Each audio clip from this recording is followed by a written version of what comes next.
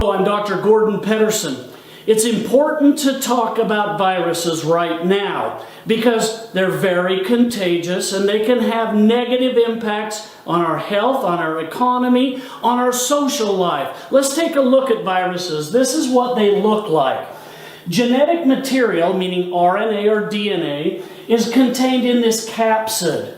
Once this virus, with its claws or with its landing pad, attaches to the surface of a cell, it injects this genetic material into the cell. When it does so, the cell will not function normally because the genetic material combines with the DNA and RNA of the healthy cell, causing it to be abnormal. Abnormal growth can occur. Abnormal function can occur. You know what? That's why you feel so terrible when you get the flu, which is a virus, or any of the other viruses that are out there.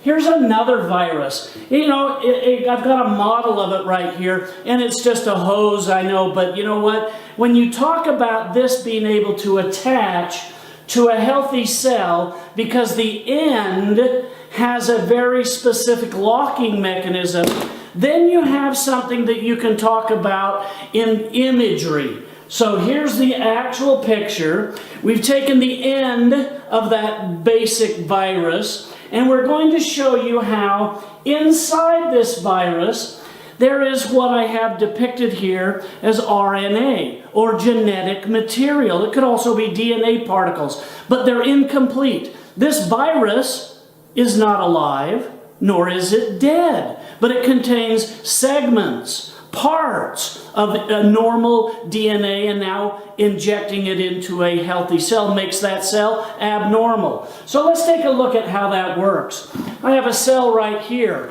and on the surface of this cell are things called glycoproteins that make shapes. In other words, these are the lock and this is the key. And if this specific form and function doesn't lock on in the right place, it can't actually stay there. It won't fit into the cell, meaning the cell is a semi-permeable membrane. It allows nutrients in. It actively transports minerals and vitamins, hormones, and whatever the cell needs. But it keeps out anything else. But if a virus lands in those receptor sites and is able to inject that genetic material down into the cell, now you've got an abnormally functioning cell. Let's take a look inside what that means. When we open it up and we take out the DNA from the cell, let's take a look at what the DNA is going through.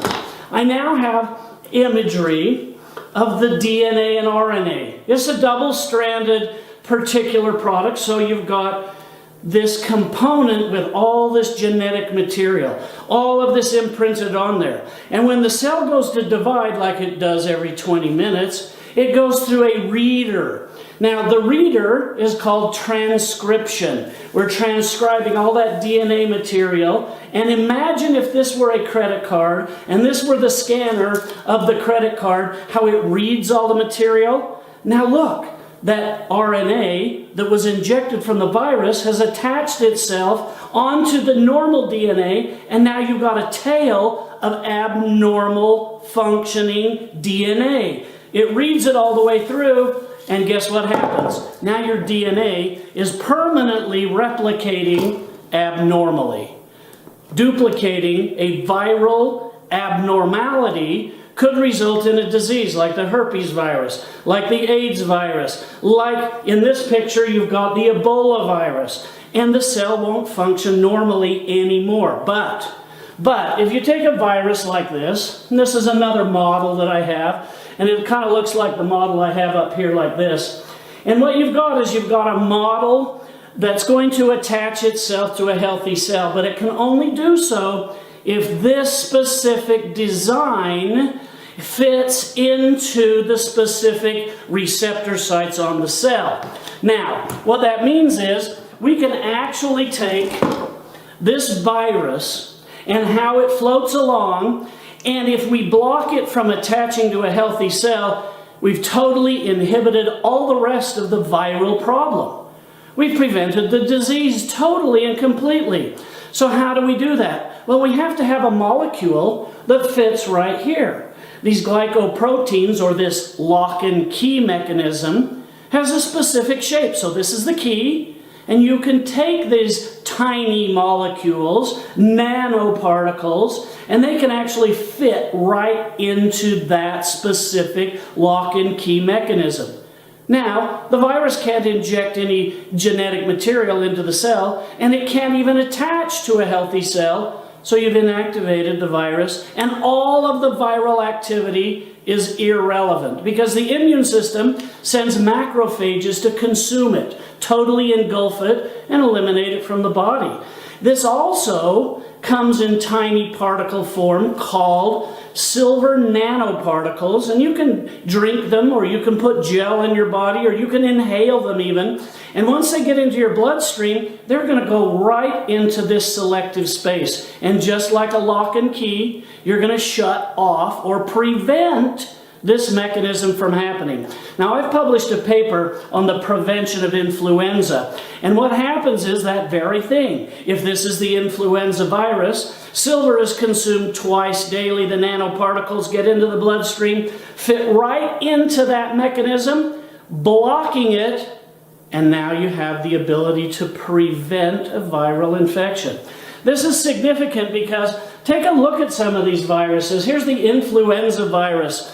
Here is what happens when a virus damages the DNA, and that DNA now no longer replicates normally. In this case, the Ebola virus damaged the inner linings of the capillaries, or your blood vessels.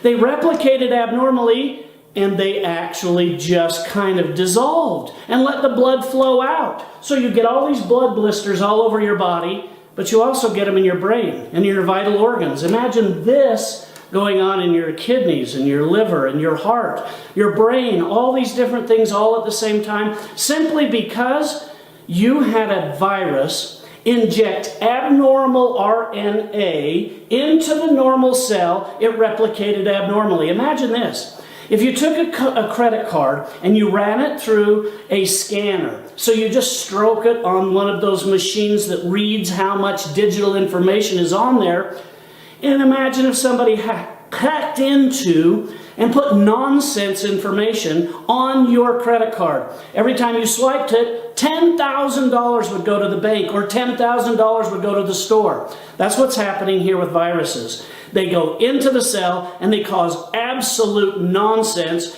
in duplication, and you produce 10,000 more viruses that bud off or rupture out and scatter through your body, and they do the same thing to more and more and more cells. So absolutely you can destroy tissue, even to the point where death from viral attack can occur because your cells are dividing abnormally. With that in mind, let's take a look at this one last time. If I was to take this virus and I wanted to get rid of it completely and totally forever, we have to use the immune system. The thing people realize now is that even when you get a vaccination, it relies on your immune system to build up a response to protect you and have memory against this shape, so that you won't have any binding of the virus to healthy cells, so you won't have any viral infections. Now, macrophages, one at a time, flock to the virus and cover it and coat it, and then it's eliminated from the body. But I'm suggesting one more thing can be done.